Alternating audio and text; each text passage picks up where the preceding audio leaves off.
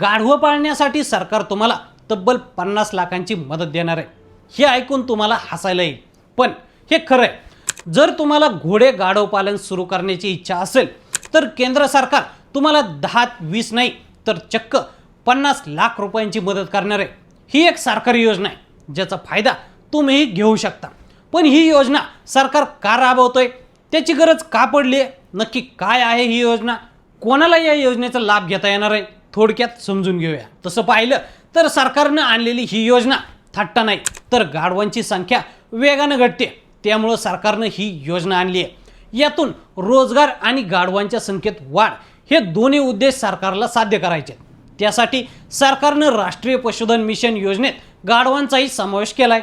थोडक्यात काय तर गाढव, घोडा आणि उंट पालन करणाऱ्यांनाही मोठा फायदा होणार आहे।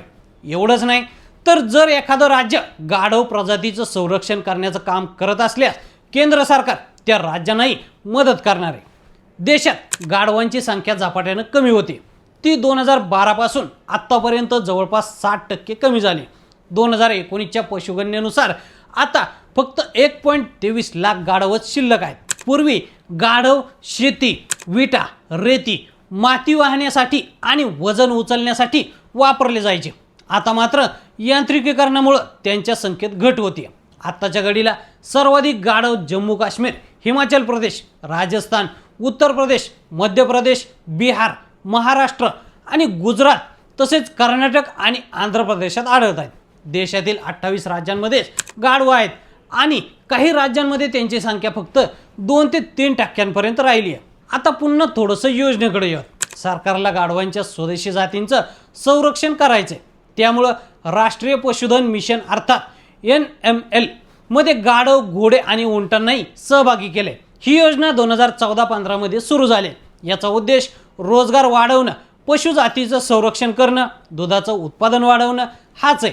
सरकारला वाटतं की लोकांनी या प्राण्यांचं संगोपन करावं, त्यामुळे ते सुरक्षित राहतील। राष्ट्रीय पशुधन मिशन योजनेचे फायदे काय आहेत पाहूया। जर या योजनेत एखाद्यानं गाढव, घोडा किंवा उंट पाळण्यासाठी अर्ज केला तर त्याला प्रकल्पाच्या एकूण खर्चाच्या 50% अनुदान म्हणून मिळणार आहे। म्हणजेच जर तुमच्या प्रकल्पाचा खर्च 1 कोटीपर्यंत असेल तर सरकार तुम्हाला 50 लाख रुपयापर्यंतची मदत करणार आहे। शिवाय जे राज्य गाढव, घोडा आणि उंटांच्या जातीचं संरक्षण करण्यासाठी काम करेल त्यांना देखील केंद्र सरकारकडून मोठी मदत मिळणार आहे। ही मदत प्रजनन फार्म किंवा वीर्य स्टेशन उभारण्यासाठी दिली जाईल, ज्याची मर्यादा 10 कोटी रुपयांपर्यंत असू शकते। राष्ट्रीय पशुधन मिशन योजनेचे नियम आणि अटी काय आहेत पाहूया। गाढव पालनासाठी किमान युनिट 50 मादी आणि 5 नर आहे।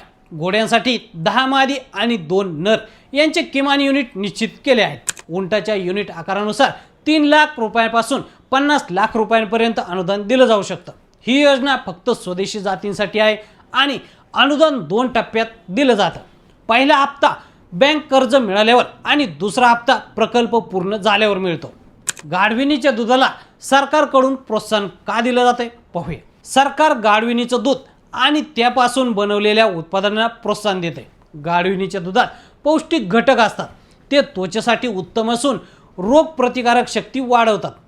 FSSAIनं ते खाद्यपदार्थांमध्ये समाविष्ट करण्यासाठी परवानगीही मागितली, त्यामुळं त्या जातीचं संरक्षण करण्यात मदत होते आणि व्यवसाय सुरू करण्याला संधी देखील मिळते। राष्ट्रीय पशुधन मिशन योजनेसाठी अर्ज कसा करायचा पाहूया। आता बघा, तुम्हाला जर राष्ट्रीय पशुधन मिशन योजनेअंतर्गत अर्ज करून 50 लाख रुपयापर्यंतची अनुदान मिळवायचं असेल तर या योजनेच्या अधिकृत वेबसाईट nlm.udyamimitra.in वरून अर्ज करू शकता। त्यानंतर बँकेकडून कर्ज घेऊन प्रोजेक्ट सुरू करू शकता आणि अनुदान थेट तुमच्या बँक खात्यात जमा होईल। तर मंडळी, या योजनेच्या माहितीबद्दल तुम्हाला काय वाटतं आम्हाला कमेंट करून नक्की सांगा।